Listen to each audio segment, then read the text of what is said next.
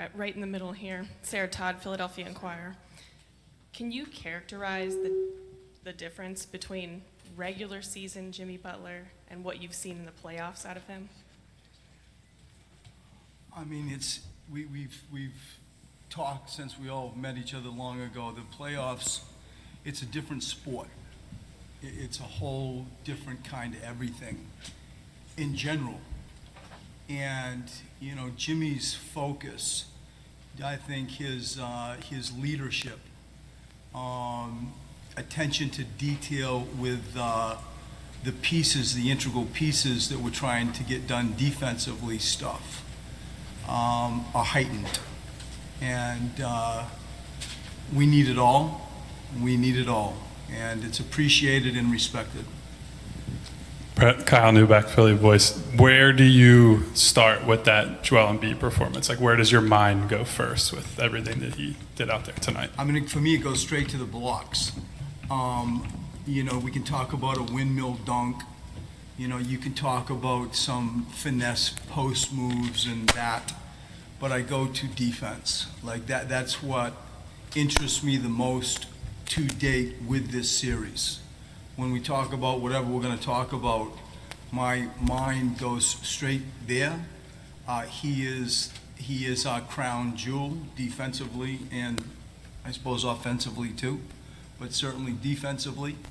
And his rim protection and blocking shot ability tonight stood out as much to me as anything in an incredible performance.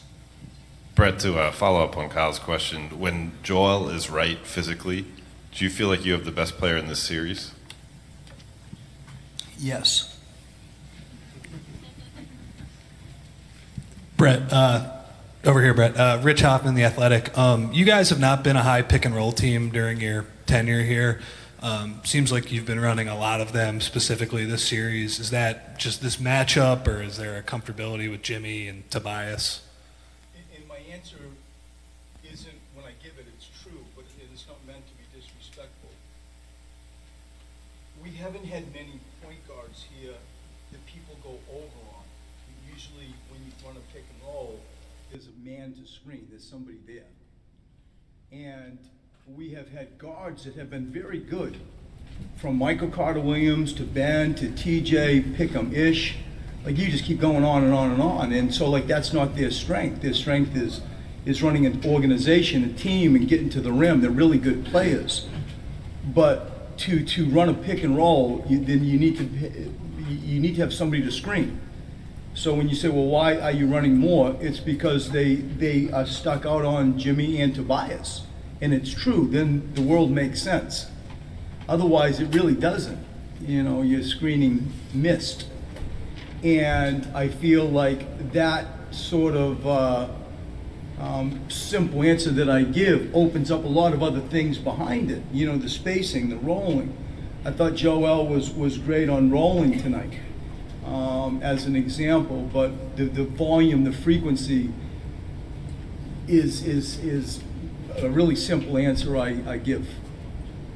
Hey Coach, Jason Blevins, Philly front office. To your point, it seemed like you really had Joel trying to get him rolling to maybe make Gasol move laterally, defend in space. It seemed like that was an early concentration to open up some of the other parts of Joel's offense. Is that fair? Was that planned?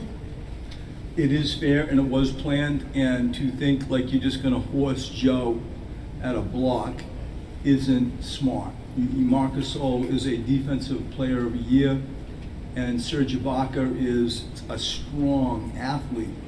And so to move Joel around, you can roll him into the post, you can cross screen him into the post with JJ, you can just like plunk him into the post just on a simple turnout, you know, and get him the ball in the post.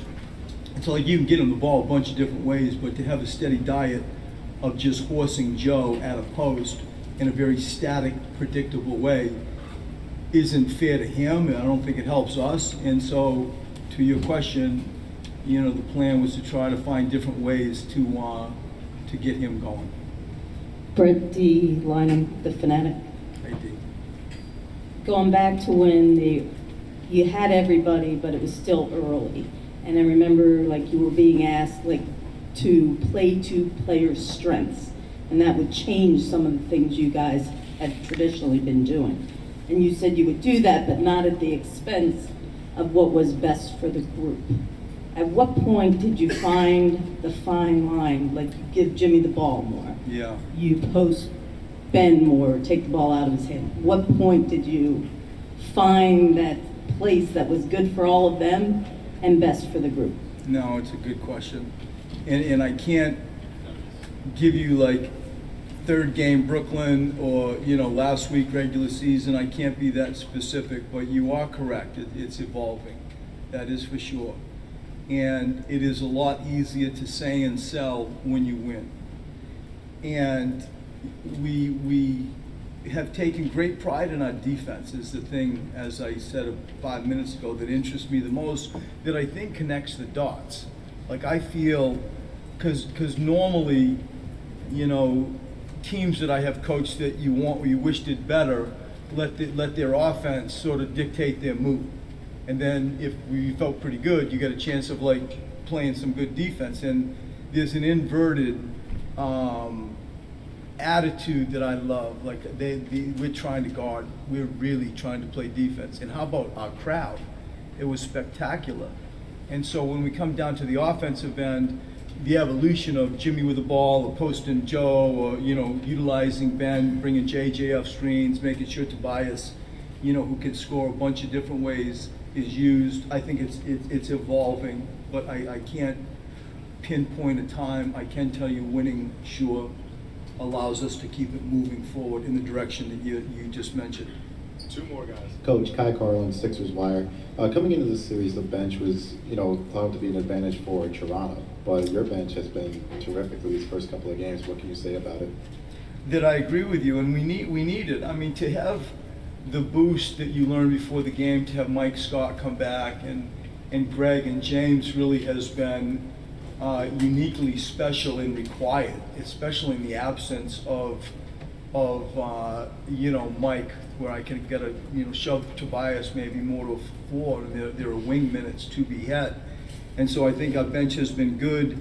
I think they, continue to come in and pass the ball. I like our 29 assists, 13 turnovers for us is actually not too bad, but I think, that bench has come in and given us a spark and continued on with sort of the defensive efforts that we're trying to put out. Brett, Michael Lawano, VP Broadcast, Radio PA Network. You talked about the fact that from wire to wire, but Toronto makes a run at you in the third. You get with an 8, and you open up with a 11-0, then 22 1-2 run. Just the way you guys closed out the game and just kind of put it away when you had to.